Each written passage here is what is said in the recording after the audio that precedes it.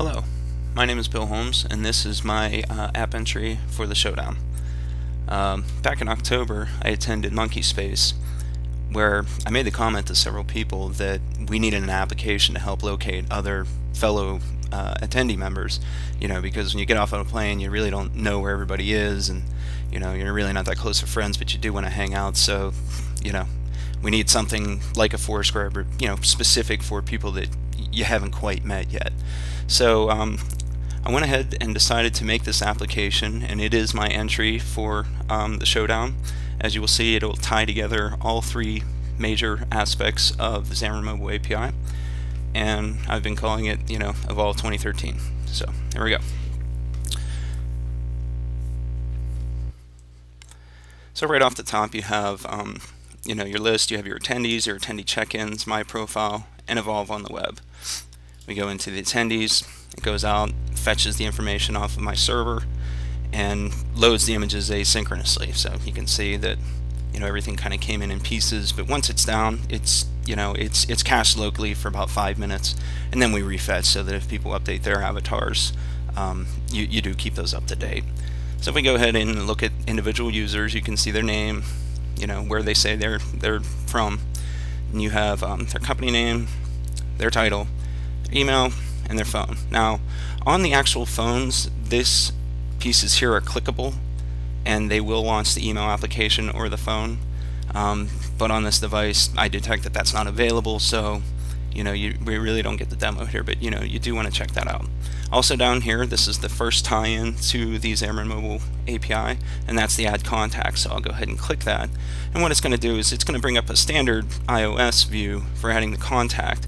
But what you really didn't see is I validated that I could do this using that API. And also, once I add this contact, if I go and add it again, I scan the contacts and find out that, hey, you've already put someone like this person in here. Do you want to add them again, yes or no? So that that's the first use of the API. Alright, so then we go back and we can look around, see other users, and that's how that works. Alright, pop all the way back up to the top level, and we have our attendee check-ins. Now what you have here is a list of places where people have checked in. You can sort them by popularity, the nearest to the convention center, near me, and the recent check-ins.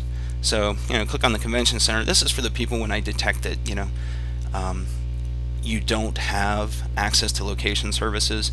I just want to give you an intelligent starting point so that you can kind of find out, hey, where is everybody at? So you can kind of see a list of where people have checked in, and you can see that I have been testing in that area, but then it starts to go back up into Pennsylvania, where you see some of my local areas. And you can look at these entries and see that an active user is someone who's been there for checked in within the last 2 hours and hasn't gone anywhere else. And recent check-ins means that this user has been there at some point and hasn't gone anywhere else to keep them out of the active list. I didn't explain that right. Let me say that again.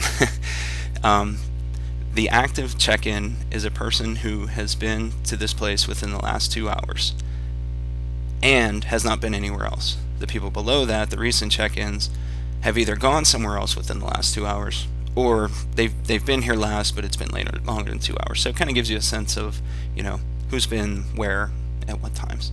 Also, this is selectable, and it says, would you like to open in Maps? I won't demo that, but that is available. And if you hit yes, I'll do my best to attempt your OS. I'm pretty sure I got that check right, and I'll either open up Google Maps if it's an older device, or if you have iOS 6, I'll use the new Apple Maps. Okay, so that's the attendee check-ins, and like I said, you can sort by different fields. Then we come down to my profile. It brings you into a log-in screen. So I'm going to go ahead and go in as test user.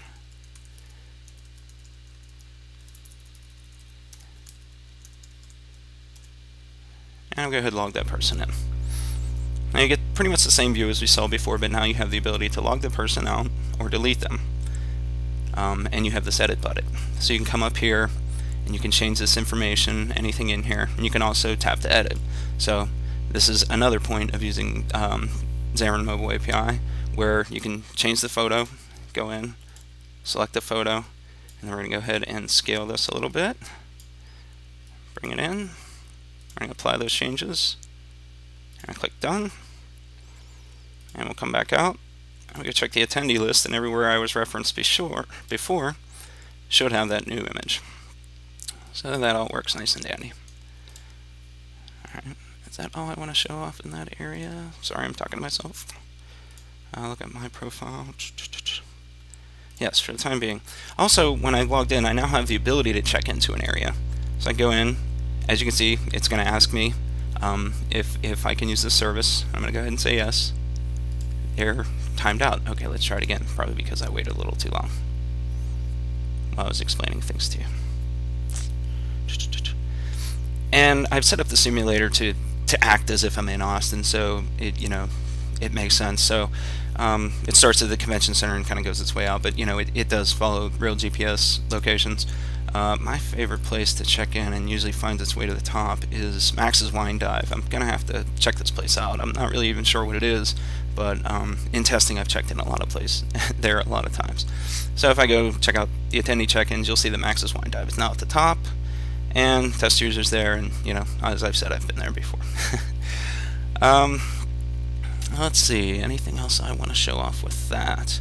Let me go ahead and show you a new user. There's kind of a little, I'll call it like an Easter egg, but I don't know if that's really it. So I'm going to go ahead and log this user out.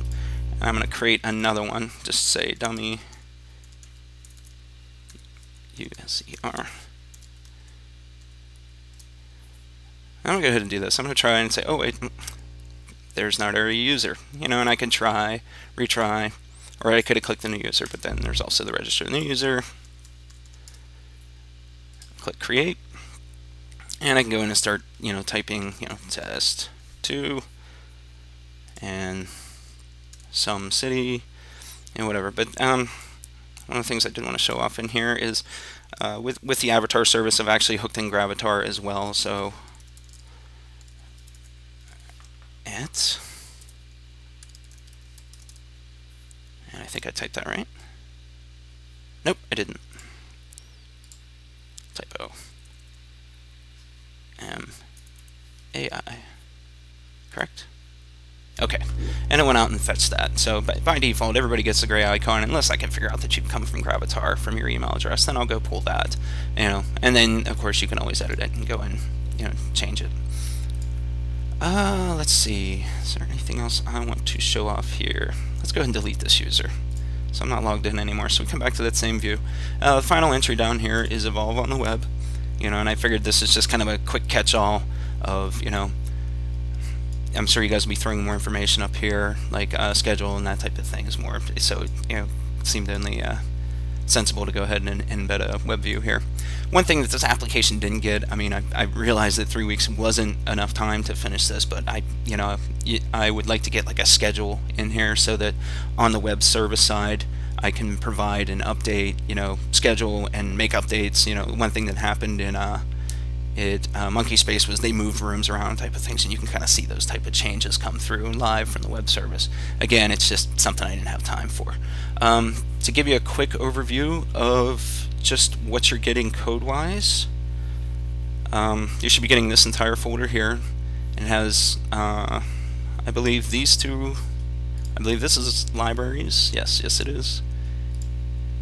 And these are the server stack libraries. So you don't really need to pay too much attention to that, but you do need them to build.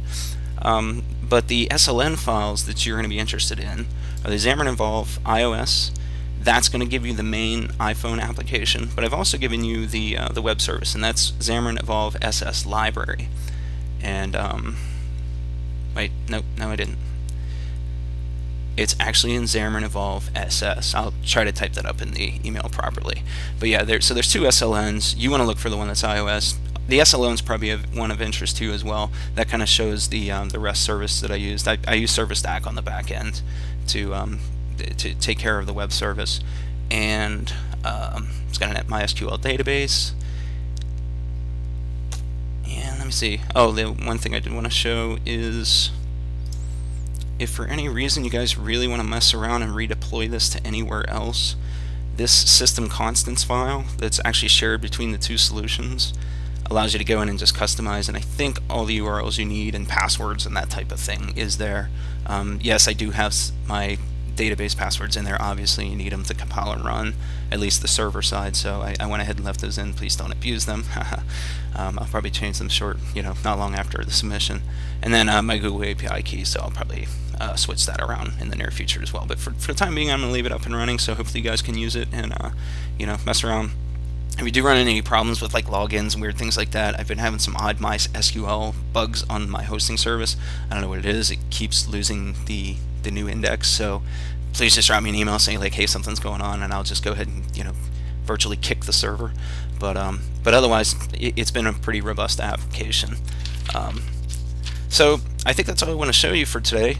I hope that you enjoy the Xamarin Evolve application and consider using it as a starting point for an official Xamarin application. I feel that that conference probably really needs something that's supported officially by Xamarin. So maybe this is some ideas that you can reuse.